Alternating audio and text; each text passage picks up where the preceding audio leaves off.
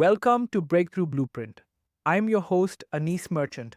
We're here to cut through all the noise and, really make sense of the seismic shifts happening in artificial intelligence.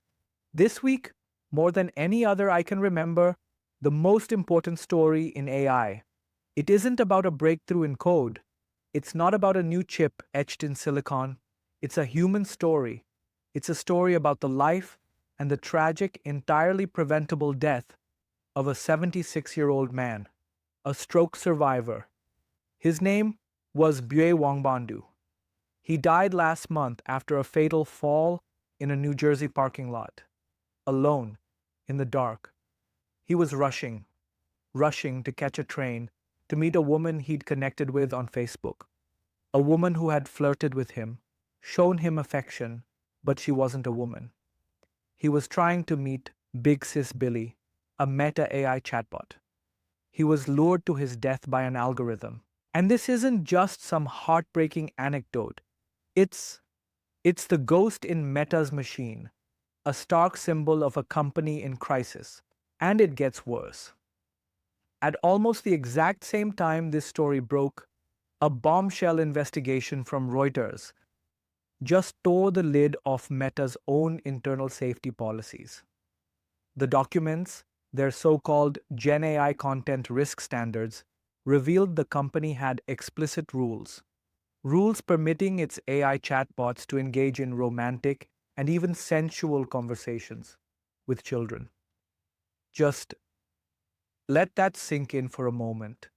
While one of their bots is leading a vulnerable, elderly man to his death, their own internal rulebook was giving a green light for that same kind of emotional manipulation to be aimed at minors. The political firestorm was immediate and, rare for our times, fiercely bipartisan. You had Senators Hawley, Blackburn, Wyden, all of them calling for probes, describing it as an immediate threat to child safety. Meta's response was a masterclass in corporate doublespeak, claiming they had clear policies against this, a claim their own leaked documents directly contradicted. I mean, it paints a picture of a company so large, so sprawling, it can't even keep its own story straight. And maybe that's why, as the information reported, Meta is undergoing its fourth major restructuring of its AI division in just 6 short months. 4 reorgs in half a year. That isn't a sign of agile adaptation. It's the frantic shuffling of a ship that's lost its rudder. So the defining question for Meta and for the whole industry is no longer, can they build powerful AI?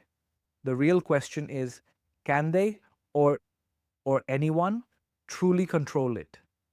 And that crisis of control, it isn't just contained within the walls of one company. It's a perfect mirror for the bizarre and high-stakes game being played out on the world stage. The US-China tech war took a really concerning turn this week.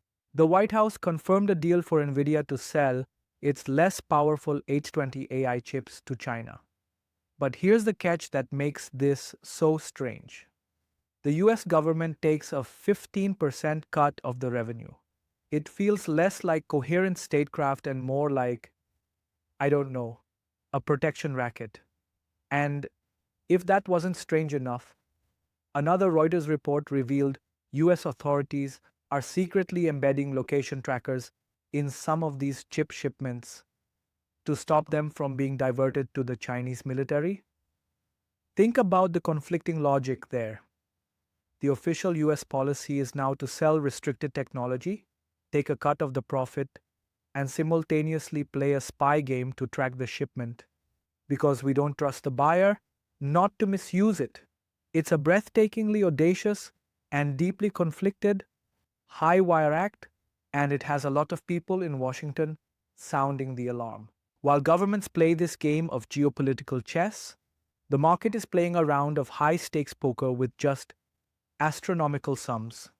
In a move that sent shockwaves through the industry, the AI startup Perplexity, just 3 years old, made an unsolicited $34.5 billion all-cash offer to buy Google's Chrome browser. This isn't just business, it's a strategic assault on the very foundations of internet power. See, Perplexity understands that the best AI in the world is useless if you can't get it to people.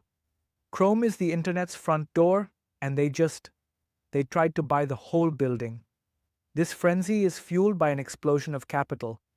OpenAI's valuation is now reportedly approaching $500 billion. That's a 5 with 11 zeros. At the same time, the enterprise AI darling Cohere, they secured another 500 million in funding, solidifying their place in the top tier. And this money, it's chasing real, tangible leaps in capability. GPT-5 is now the default engine on ChatGPT, and it's rolling out with a crucial new feature, a thinking mode. This isn't just about getting answers faster, it's about giving the AI explicit time to reason, to check its work, to reduce factual errors. It's a vital step toward creating AI we can actually rely on for complex tasks. But the biggest shot across the bow this week, that came from Anthropic. Their Claude Sonnet 4 model was upgraded to handle a 1 million token context window. To put that in perspective, you could feed it the entire Lord of the Rings trilogy, that's over 500,000 words, and ask it to analyze Frodo's entire psychological journey from the Shire to Mount Doom, with full context, in one single prompt. Wow! We've moved from simple Q&A to deep, comprehensive analysis of massive bodies of text. And then, at the other end of the spectrum, Google released Gemma 3, a tiny, hyper-efficient model designed to run right on your phone. So, the war for AI dominance, it's clearly being fought on three fronts: raw power, deep context, and hyper-efficiency. It's so easy to get lost in the human tragedies, the geopolitical drama, and these mind-boggling valuations. But it's crucial we don't lose sight of why this technology matters.